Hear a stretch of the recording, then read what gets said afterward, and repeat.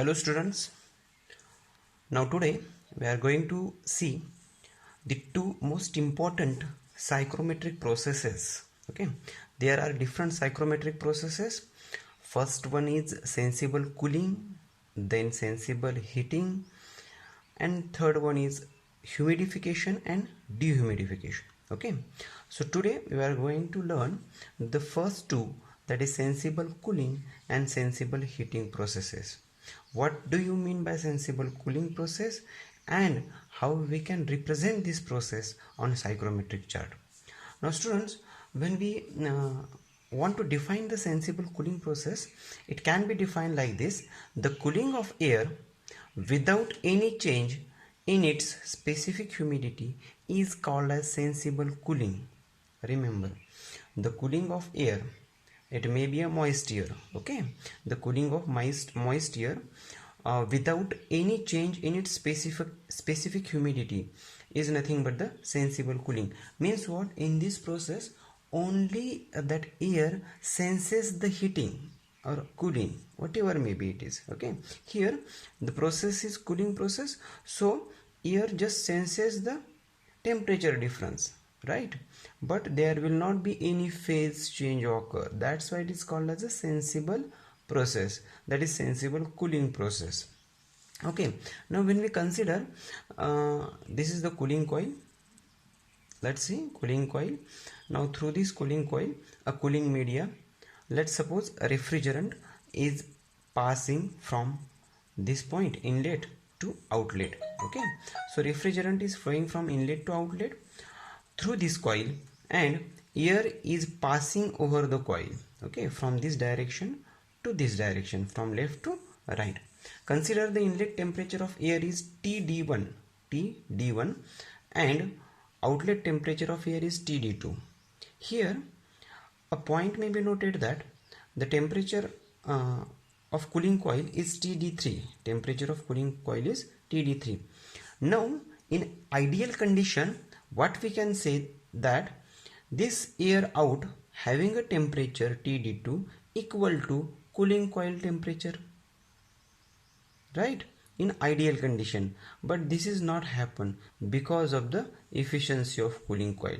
Remember, okay, if 100% efficiency is there, then definitely TD2 is equal to TD3, but cooling coil does not, or any instrument, we know that any machine doesn't having 100% efficiency, right? That's why this TD2 is less than TD3. Okay, here let's see, this TD3 is more than, sorry, is less than TD2. Okay, is less than TD2, and this TD2 is less than TD1 because it is cooled down when it is passing over the cooling coil. Therefore we can write TD2 is again less than TD1, right?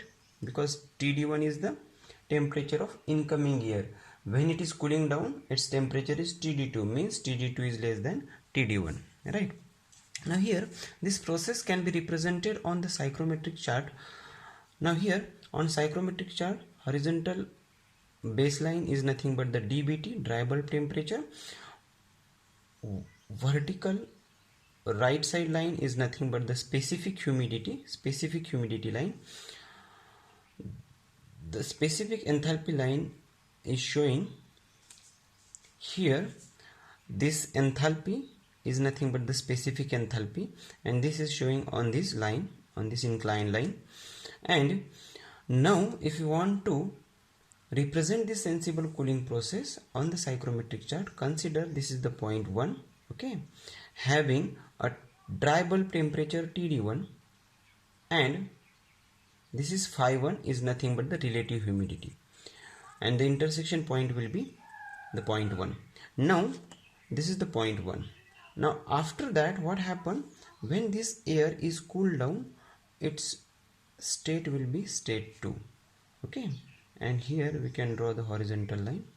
The temperature of cooled air is TD2 and specific humidity is phi 2. So this point will be 2, and as this line is a horizontal line, means what? Specific humidity during the process doesn't change, that is W1 is equal to W2.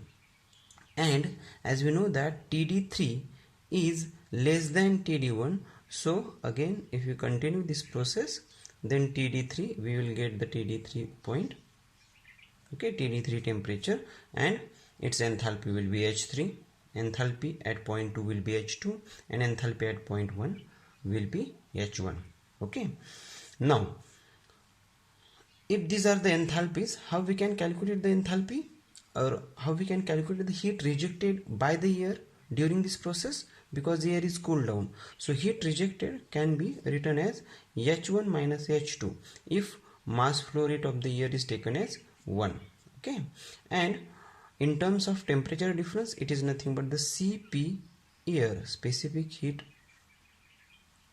at constant pressure of air, and this is the temperature difference TD1 minus TD2, initial temperature minus final temperature, and by using this formula we can calculate heat removed from the air or heat rejected by the air during this cooling process. Okay students, so this is the sensible cooling process. In next lecture we will see the sensible heating process. Thank you.